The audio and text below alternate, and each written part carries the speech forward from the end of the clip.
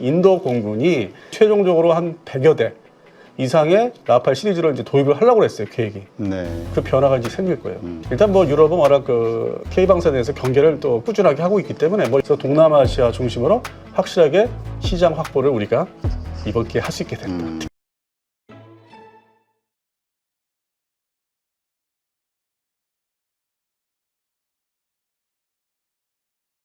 네, 오늘 모신 분은 디펜스 타임즈 안승범 대표님이십니다. 네, 안녕하세요. 안녕하십니까.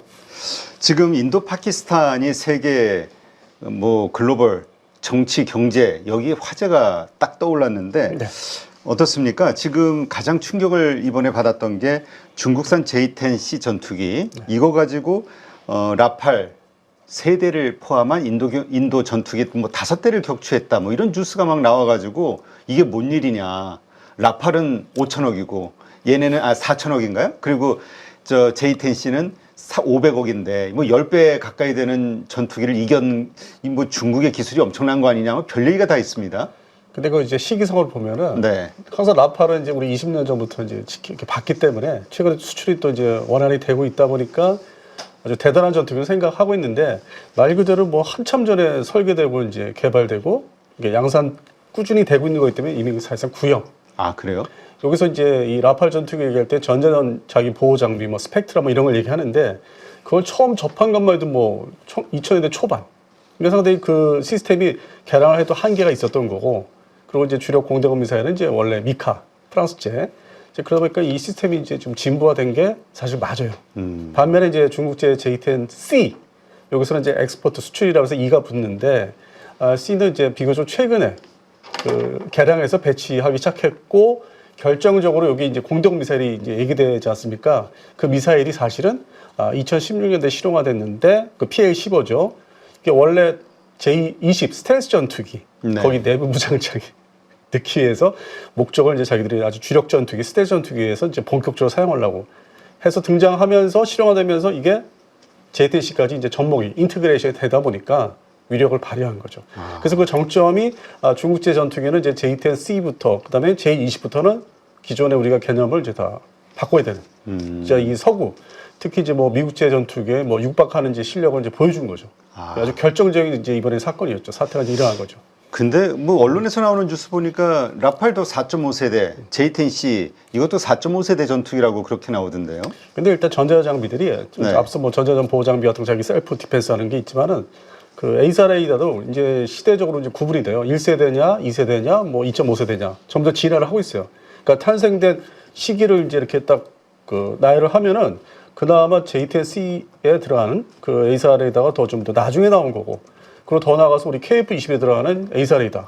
그러니까 상당히 이게 더 진보된 그 소재도 그렇고 뭐 탐지거리 이렇게 처리 능력도 그렇고 그러니까 이게 세대별로 나눠지기 때문에 그런 데서 오는 그 실력, 성능 차이가 아닌가. 그리고 앞서 말씀드린 대로 라팔은 이제 진보화됐기 때문에 앞으로 이 전투기가 계속 그 추가로 뭐 이렇게 수주를 받기는 좀 쉽지는 않을 것 같아요. 그러니까 이제 그 새로운 전투기들에게 이제 밀렸다. 심지어 중국 전투기에도 밀렸다. 네. 이렇게 봐야 되는 거군요. 예, 그리고 대한민국의 KF-11이 또 이렇게 많이 극찬이 되는 게 그 모든 시스템이 아주 가장 최근 거. 그리고 기존에 4.5세대라고 하는 거는 4세대에서 A사 레이더를 장착함으로써 0.5가 붙은 건데 벌써 뭐 유로파이터 타이푼도 그렇고 이미 그 기체 외형이 등장한 거는 이제 80년대 중반부터니까 상당히 뭐 30년이 넘었고 40년 뭐 된 그런 이제 디자인과 내부 시스템이 이제 한계가 이제 드러난 거죠. 네. 이제 근본적으로 다 바꿀 수 있는 건 아니고. 그렇군요. 그런 반면에 KF-11은 이제 최신 기술을 다 넣기 때문에 그 미래가 이제 좀 더 보이는 거죠. 그러게 이게 뭐 나오는 뉴스를 봐서는 그냥 멀리서 그냥 미사일 쏴가지고 격추시켰다고 하니까 네. 뭐 근접전 벌린 것도 아니고요. 네. 그러니까 장비의 레이더에 뭐 이런 미사일의 이런 우수성으로 봐야 되는 거군요. 이제 베트남전부터 이제 중거리 미사일, 장거리가 아닌 한 50km대 그 옛날에 이제 스페로 미사일인데 그때부터 이제 그런 이제 멀리 안 보고 쏘는 미사일이 시작은 됐는데 명중률이 안 좋았고 그리고 이제 획기적으로 이제 좀 그 성과를 거둔 게 이란 이라크 항공전 때 그 지금의 이란 공군이 그 F-14A 톰캣 그 영화 탑건 2 보시면 끝에 탈출할 때 쓰는 그 전투기. 네. 그걸 가지고 이제 사거리가 보통 이제 150km대였는데 이라크 전투기, 러시아제나 프랑스제 그때도 이제 그 최초의 이제 그런 중거리 이상 뭐 100km 이상을 이제 타격을 공중에서 격추시킬 수 있는 사례가 이제 등장을 하죠. 그러다가 이제 그 이후로 뭐 걸프전 1차 걸프전 이후로 이렇다 할 공중전이 전 세계적으로 없었어요. 그러다가 이게 딱 일어나니까 상당히 충격적인 저부터 그 사이에 공백이 있었다는 거죠. 공중전의 어떤 장거리 공중전, 중거리 네. 공중전에 공백이 있었기 때문에 항상 그 미국 중심의 대테러 전쟁을 지상 타격, 그렇죠. 그다음에 이스라엘군이 뭐 이란을 공습할 때도 뭐 그러니까 지상 공격용이지 뭐 공중전을 벌인 게 아니라 그렇죠. 그런 중심. 압도적인 네. 공중 화력을 갖고 싸웠던 거죠, 이제까지는. 네, 그런 반면에 우크라이나 러시아 전쟁은 우리가 예상했던 무서울 거라 생각했던 러시아 공군의 전투기 수호의 시리즈들 다 별 볼 일 없이 그냥 격추되고 하다못해 해상에 있는 드론, 해상에서 무인정에서 쏜 지대공 그러니까 함대공이죠 일종의 그런 식으로 이제 사이드와인도 있지만은 개념은 함대공식으로 쏴서 2대를 SU-30 이번에 이제 인도군도 한 대 격추됐는데 이게 상당한 이제 지속적으로 이거 진짜 옛날 전투기다. 방어력이 뭐 현저하게 떨어지고 역시 이게 지금 시대가 다 4.5세대도 별 볼일 없다. 네. 그걸 이제 연속으로 좀 보여준 거예요. 최근에 우크라이나 러시아 전쟁, 러시아제 전투기에 별 볼일 없는 거. 그리고 이제 이번에 프랑스제 라팔도 사실은 별 볼일 없다. 이 라팔 같은 경우가 공대공, 공대지 능력을 겸비한 고성능 플랫폼이다. 이렇게 많이들 표현하고 있더라고요. 네. 근데 이것이 고가 다기능 기체 개념의 한계를 드러냈다. 이런 말을 하던데 어려워서 이해가 안 되겠어요. 이게 무슨 말입니까? 아니, 지금 말씀하신 대로 공대공, 공대지 전투를 다 한 기체로 다 수행할 수 있다. 다 먹죠. 근데 이제 이것이 한계가 드러났다. 아니, 뭐 제가 이제 뭐 여러 차례 여러 기회가 있어서 말씀드리는데 벌써 이 기체는 20년이 넘는 그 설계 사상이 벌써 80년대 중반에 등장해서 90년대 본격 개발했고 2000년, 2001년도에 대한민국의 FX 사업에 처음 본격적으로 등장한 그것만 해도 벌써 한참 전이잖아요. 네. 아니 근데 이렇게 되니까 가장 좀 초보적인 궁금증이 생기는데 우리 KF-20이라고 네. 그럼 라팔하고 비교했을 때 우리가 더 뛰어난 겁니까? 일단 그냥 간단하게 복잡하게 얘기 안 하고 우리 KF-21도 역시 4.5세대라고 하는데 그 최종 목표는 5세대를 지향하는. 그래서 네. 외형을 스텔시하게 일단 깎아놨잖아요. 네. 무슨 뭐 이렇게 조각으로 얘기하면 계속 개선해 나갈 수 있게끔. 네, 그러니까 기본 그 기체 개념은 이제 적용을 하는데 이게 뭐 스텔스 도료도 칠해야 되고 다시 한번 테스트도 그 집중적으로 5세대 전투기에 관련된 테스트를 아직 안 해본 거예요. 근데 출발점은 5세대를 지향하기 때문에 그 프라모델 만드듯이 아직 그 껍데기가 다 깎은 게 그렇게 만들어졌어요. 그러니까 네. 근본적으로 소위 그 저시인성 LO라고 하는데 LO요 대문자로 그게 차이점이 확 나죠. 우리는 충분히 스텔스로 이제 갈 수 있기 때문에 같은 이렇게 레이더 피탐지성에서 저기 떨어지고 얘는 이제 높은 거. 얘는 그러니까 둥그런 곡선으로 그걸 피하려고 했잖아요. 디자인 자체가. 벌써 옛날 개념이라는 거죠. 아니 근데 얼마 전에 나온 뉴스 보니까 우리 KF-21 대신 그 라팔을 선택한 인도네시아 야, 이쪽 입장에서 지금 상당히 곤혹할 것 같아요. 이제 찾아올 거야. 다시 찾아올 거야. 다시 KF-21로 올까요? 이러면서 딱 보니까 이게 미티어가 이제 중요한 장거리 미사일이죠. 네. 우리 기본적으로 KF-21 블록원에 그게 주력 무장이잖아요. 그러니까 미티어라는 이 중장거리 미사일이 그러니까 중장거리 개념이 상당히 중요하다. 이제 그게 이제 확인이 됐죠. 물론 이제 앞서 말씀드린 대로 이란, 이라크전에서도 그 제한적으로 150km 이내에서 확인됐는데 세월이 흘러서 또 다시 이제 확인이 된 거죠. 네. 장거리 미사일의 중요성이. 진짜 좀 울면서 왔으면 좋겠네요. 인도네시아에서. 그러니까 뭐 최근에 제가 듣기로는 라파 2차 발주를 이제 적극적으로 고려하고 있다. 계약을 하려고 한다 했는데 그게 조금 이제 보류를 하지 않을까. 그러니까 1차 발주한 건 어쩔 수 없는 거고 아무리 뭐 인도네시아라도 뭐 프랑스를 좋아하니까 거기 대통령이 그러니까 파기까지는 안 가더라도 추가 발주는 어려워질 것이다. 그리고 이제 하나 더 말씀드리면 인도 공군이 지금 뭐 이 라팔 M이라고 함재기도 26대 또 발주를 했는데 그래서 최종적으로 한 100여 대 이상의 라팔 시리즈를 이제 도입을 하려고 했어요, 계획이. 네. 그 변화가 이제 생길 거예요. 이게 최근에 만들어진 라팔 모델이라 하더라도 이 기체 자체가 이미 말씀하신 대로 40년 전 거기 때문에 한계가 있다 이렇게 봐야 되는 그 걸까요? 시스템이 라팔 시리즈는 그 안에 뭐 스펙트라도 여러 가지 그 시스템을 강조를 했는 게 벌써 제가 보고 현장에서 뭐 출장 가서 들은 것만 해도 2001년, 2년이었습니다. 지금 2025년입니다. 그 시스템이 이 항공 분야에서 발전을 거듭하는데 그 유효한 시스템이 아니라는 거죠.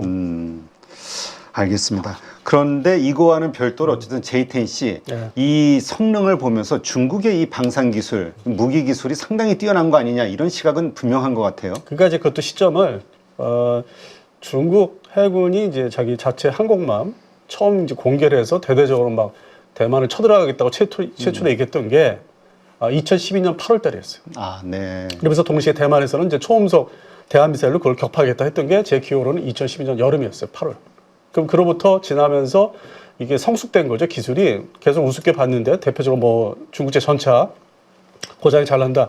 이제 그런 뭐 대회에서 이제 그것만 이제 얘기했었는데 항공 분야가 이제 상당히 급성장한 거를 이번 기회에 이제 확인한 거고, 그러면 이제 그 배경에는 사실 이제 2000년대 초반부터 뭐 미국과 지금 관세 문제 이제 전쟁이 일어났는데 그 전까지, 그러니까 뭐 바이든 정부 직전까지는 어디서 기술을 미국 가서 기술을 훔쳐온다 이제 항공 분야, 항공 우주 분야죠.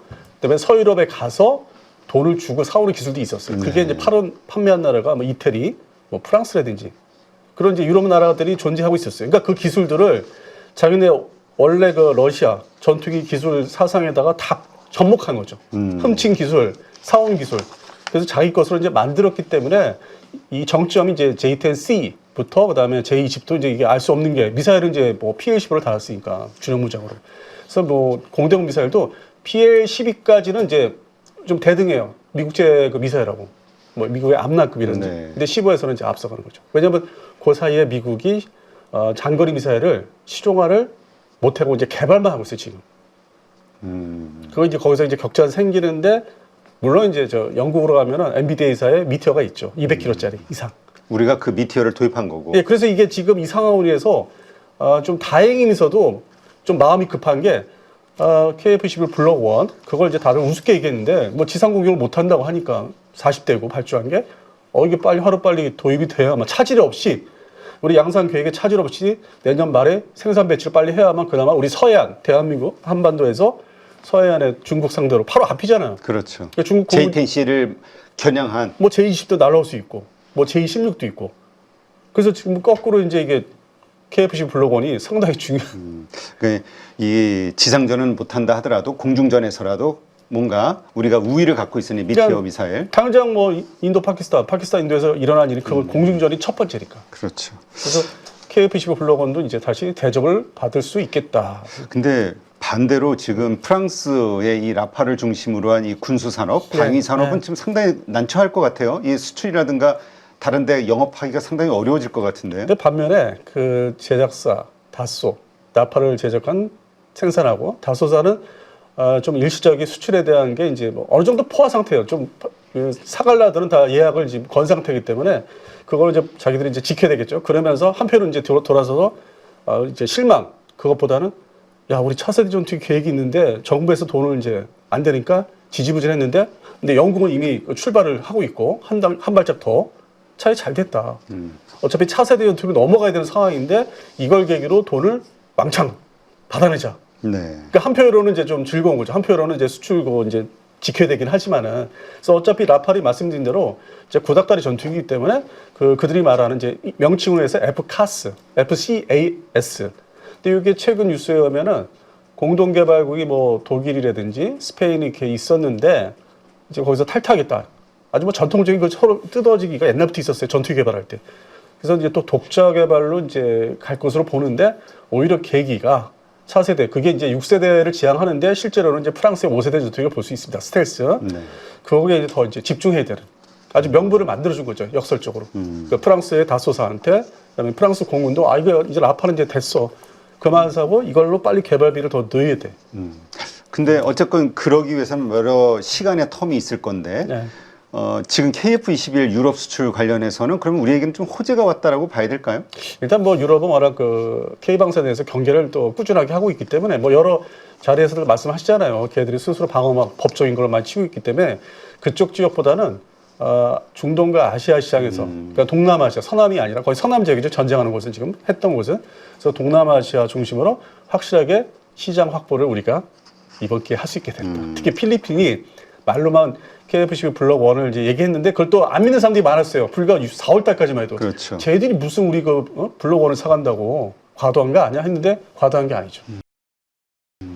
가까운 나라에서 적정한 금액에 빨리 발주를 해서 가져와야 돼요. 네. 바로 앞에 중국이 있으니까. 그렇죠. 그리고 이제 전투에서 어쨌든 경쟁자라고 할 수 있는 라팔의 이 뭐라 그럴까 성능이랄까 이게 좀 드러났다 보니까 우리에게는 어쨌든 호기가 온 거는 맞긴 하네요. 그러니까 이제 서유럽 시장을 제외하고 남은 시장에서는 이제 가서 우리가 저렇게 세일즈를 할 수 있는데 그치. 이게 지역 서로 나눠져 있어요. 이 판매권이라 할 수 있는 게 서유럽은 원래 자기들이 그 드세고 아프리카가 JTC-가 이제 들어갈 거예요. 아, 원래 1대1로 해가지고 워낙 이쪽 개발, 뭐라 그러죠? 이 경제- 저성장 국가들, 네. 이쪽에 영향력이 크잖아요, 중국이. 그러니까 대표적으로 중국제 전투기가 좀 이렇게 수출이 되던 적이 80년대 말하고 90년대였는데 아프리카의 대표적인 국가인 뭐 짐바브웨, 뭐 탄자니아 이런 나라에서 현재 중국제 옛날 구형 J7을 가지고 있어요. 네. 근데 그동안에 명분이 없었어요.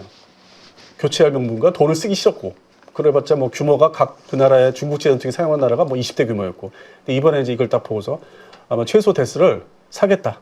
파키스탄에 판매한 걸 우리도 사겠다. 그래서 아프리카 시장은 제가 볼 때는 중국 시장이에요. 나이지리아도 포함해서. 아, 그래서 우리는 중동의 이제 혼재된 시장이죠. 뭐 서유럽과 미국, 뭐 중국, 우리나라 이렇게 혼재된 중동 시장이 이제 기다리고 있고 동남아시아.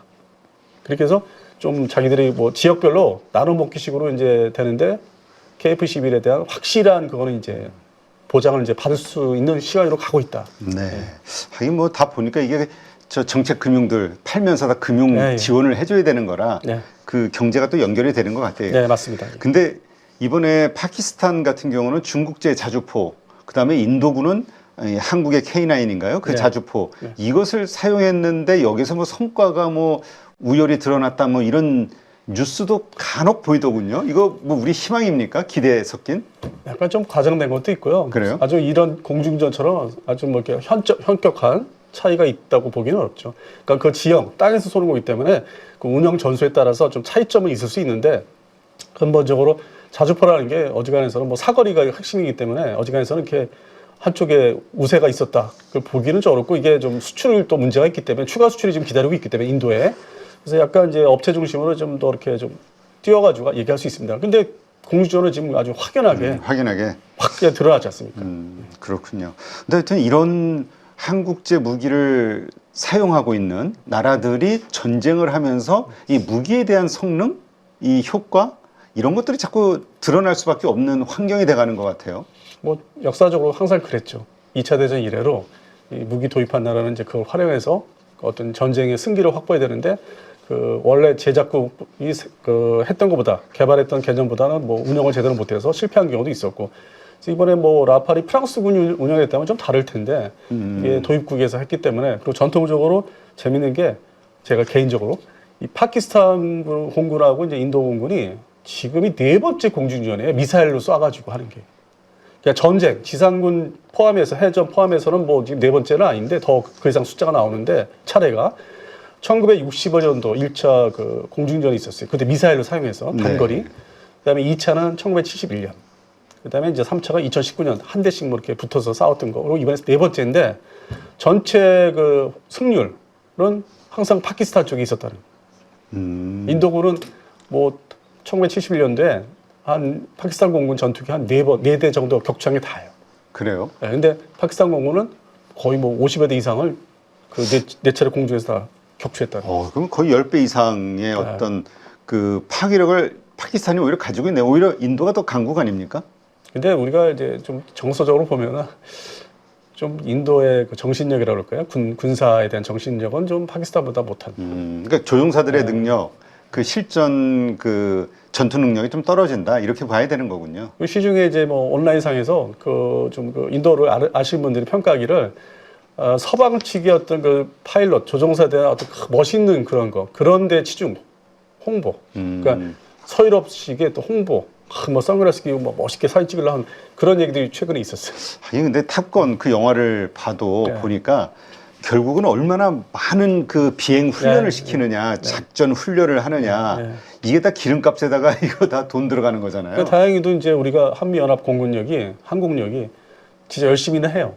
물론 이제 저번에 좀 안타까운 뭐 오폭 사건이 있었지만은 전반적으로 훈련을 진짜 아주 그냥 지금 말씀하신 그 개념으로 열심히 합니다. 근데 반면에 이제 인도는 좀 덜하는 편이고, 근데 파키스탄은 자기들이 이제 전술 재래식 무기에서 핵무기도 보유하고 있지만은 숫자상으로 이제 뭐 땅도 그렇고 밀리니까 나름대로 이제 전술 그 고안을 상당히 열심히 하는 나라.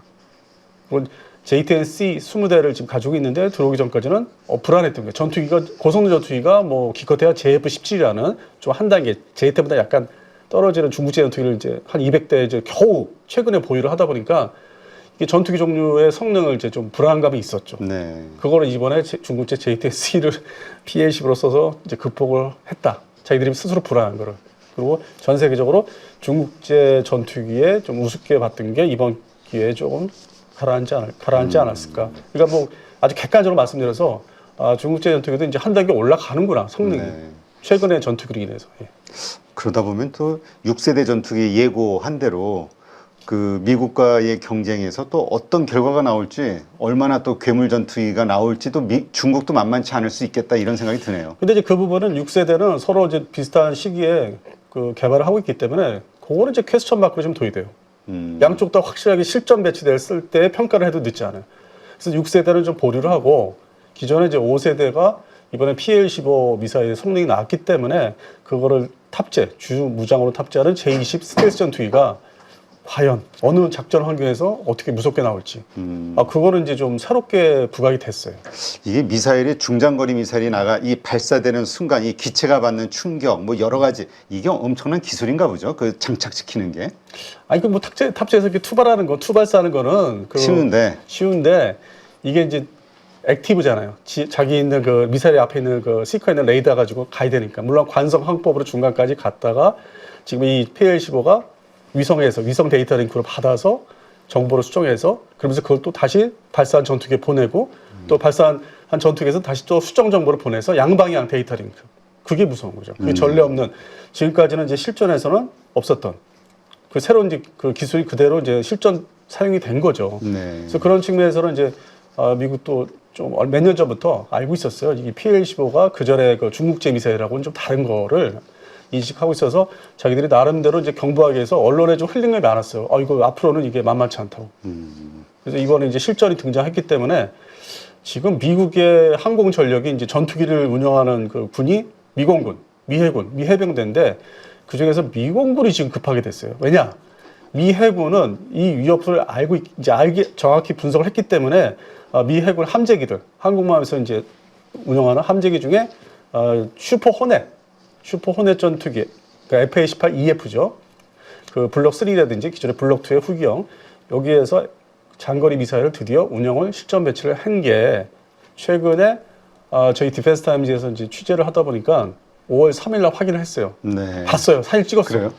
그게 바로 AIM-174B 장거리 미사일을 운영을 이제 바로 옆에 있는 일본의 부대에서 주둔한 미군의 함재기에서 이제 운영을 시작을 했어요. 공식적으로. 그래서 그걸 공개한 거를 이제 봤어요. 네. 사진을 찍어왔는데, 그럼 이제 미 해군은 일단은 급한 대로 이제 불을 끄는 거예요. 그것도 사거리가 뭐 200km 이상이니까. 네. 그러니까 이제 일방적으로 이제 뭐 격추되거나 밀리지는 않으니까 미 해군이 극동에 와 있는 미 해군 함재기들이. 네.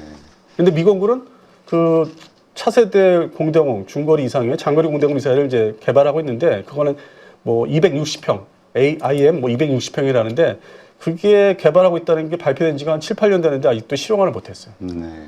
그래서 이게 좀 더 이게 이제 위험이 증가하면은 미 해군에서 먼저 도입한 그 174B형 그 미사일이 이제 공군에도 쓸 가능성이 이제 급하면은 같이 서로 이제 무장을 이제 서로 그렇게 급하게 되면 쓰니까 사용하니까. 그래서 미국은 이제 그렇게 이제 하고 있고 급한 대로 불을 이제 끄기 시작했고 대한민국은 이제 KF-11 블록 1이 내년 말부터 이제 이렇게 인수가 되는 거예요 부대에. 네. 이제 미티어를 이제 장착해서 사용할 수 있는 거죠. 근데 그 전까지는 이제 1년 반은 공백이죠. 우리 대한민국 공군은. 그렇군요. 빨리 도입이 되고 실전 배치가 돼야 되는 상황인 거군요. 그러니까 이제 뭐 가까운 시일 내에 동부가 이 극동에서 이제 우리 한국 공군하고 주일 미공군이나 미해군, 주일 미해군에서는 급한 불을 이제 끌 수 있는 게 이제 시작은 되는데 그거를 이제 인도 파키스탄 그 공중전에서는 뭔가 소홀히 한 게 그러니까 미티어 미사일이 이제 있다고도 하는데 이게 지금 의심이 가는 게 생산한 걸 인수를 제때 못 받았나? 이제 그런 이제 의식까지 이제 가는 거죠. 그리고 그 플랫폼인 나팔이 그 역시나 뭐 미국이나 러시아도 그렇지만 중국도 그렇고요. 자기 그 원래 그 원산지에서는 성능 그대로 유지하는데 수출할 때 조금씩 뭔가 이렇게 다운그레이드로 그 얘기도 있어요. 실제로 네. 조금 틀리다. 근데 좋게 얘기해서 인도 공군이 요구하는 대로 성능을 좀 조정하다 보니까 이런 말이 있어요. 어디 뭐 내용들을 보면. 그러면 그게 나쁜 말에서는 다운그레이드 됐을 수 있다는 거죠. 네, 알겠습니다. 이게 참 만만한 게 아니네요. 이 네. 무기 관련해서도 그러니까 결국 앞날을 보고 이게 좀 더 이렇게 확장성이 있게끔 뭔가 더 개선할 수 있게끔 뭔가 시작이 돼야지 요만큼 아끼려다가 더 큰 저 손실을 보는 경우가 바로 이번 경우가 아닌가 그런 생각이 드네요. 어떻게 보면 인도가 좀 저기 방심한 거죠. 하긴 경제력 규모로 보면은 파키스탄이 게임이 안 되죠. 네. 못 사는 나라죠, 파키스탄이. 알겠습니다. 6월 대선을 앞두고 있는 상황에서 상법 개정이라든지 증시 활성화에 대한 그런 기대감들이 분명히 만들어질 거라고 생각을 하고 있고요. 트럼프가 고관세를 매기는 부분들이 지금 해결이 되어가는 단계잖아요. 금리 인하 시기에 수출하는 나라이기 때문에 외국인들까지 들어오게 된다라고 하면 굉장히 좋은 흐름이 만들어질 수 있다. 증시가 좋아졌을 때 잘 벌고 더 많이 버는 사람들은 준비가 되어 있는 그런 사람들이거든요. 명확하게 어떤 사야 되는 기준, 팔아야 되는 기준, 원칙이 안 잡혀 계신 분들은 자신만의 기준과 원칙, 포인트를 잡아서 매수 매도의 타이밍을 잡는 훈련을 계속 반복을 해보는 거죠. 8주 동안 무려 24번이나 되는 라이브를 통해서 트렌드에 맞게끔 대응을 하실 수 있도록 그러한 훈련을 진행하는 이 부분이 핵심이라고 보시면 될 것 같습니다. 복잡한 이론보다는 시장 흐름을 파악하는 눈과 타이밍을 잡아가는 그런 포인트라고 생각하시면 됩니다.